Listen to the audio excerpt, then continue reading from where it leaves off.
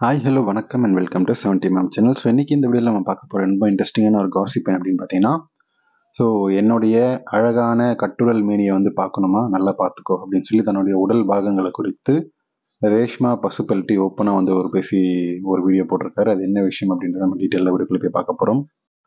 So நடிகை ரேஷ்மா பசுபல்ட்டி பார்த்தவுடன் பத்திக்கிற அளவுக்கு ஒரு பயங்கரமான உடல் வாகு, எல்லா அழகும் முன்னழகு பின்னழகும் சொல்லி எல்லா அம்சமும் ஒரு சேர வந்து கச்சிதமாக இருக்கக்கூடிய ஒரு நடிகை. ஸோ ரசிகர்களால் குதிரை அப்படின்னு சொல்லி அன்போடு அழைக்கப்படக்கூடிய ஒரு நடிகையாக இருக்கலாம். ஸோ விஜய் டிவியில் பாக்யலட்சுமி சீரியல் மூலமாக ரசிகர்கள் மத்தியில் ரொம்பவே பிரபலமானார். அதுக்கு முன்னாடி வந்து சினிமாவில் வந்து ஒரு சில கேரக்டர்லாம் நடித்து அப்போ கிடைக்காத ஃபேம், அப்புறம் வந்து விலங்கு படத்தில் ஒரு ஐட்டம் ரோல் பண்ணியிருப்பார். அதுவும் வந்து பயங்கர ரீச் கிடச்சிது. ஸோ அதுக்கப்புறம் தான் அவருக்கு சீரியல்லே வாய்ப்பும் கிடைச்சிது. ஸோ நடிகர் விஷ்ணு விஷால், நிக்கி கல்ரானி, சூரி, ரோபோ சங்கர் அப்படின்னு சொல்லி நிறைய பட்டாளங்களோடு சேர்ந்து நடிச்சு வேலைன்னு வந்துட்டா வெள்ளைக்காரன் அப்படின்ற ஒரு படத்தில் புஷ்பா அப்படின்ற ஒரு ஐட்டம் கேரக்டரில் வந்து நடித்ததன் மூலமாக இவருக்கு ரொம்ப ரொம்ப பெரிய ஃபேமஸ். அதுக்கப்புறம் ஒரே ஃபுல்லாக ஐட்டம் ரோலாகவே வந்து கிடச்சிது.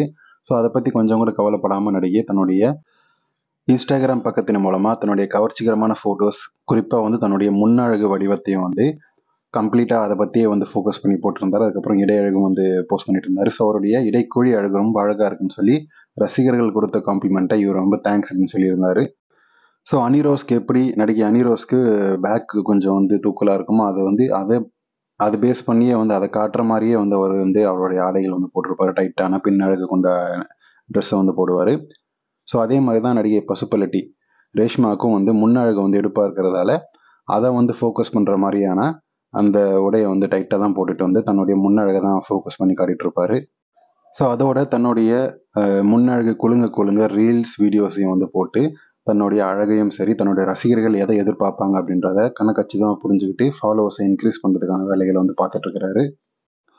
ஸோ அப்போ வந்து சமீபத்தில் ஒரு வீடியோவில் பேசும்போது என்னுடைய ஃபோட்டோஸ் போடும்போது 10 பாசிட்டிவ் கமெண்ட் இருந்தால் 100 நெகட்டிவ் கமெண்ட்ஸ் இருக்கும்.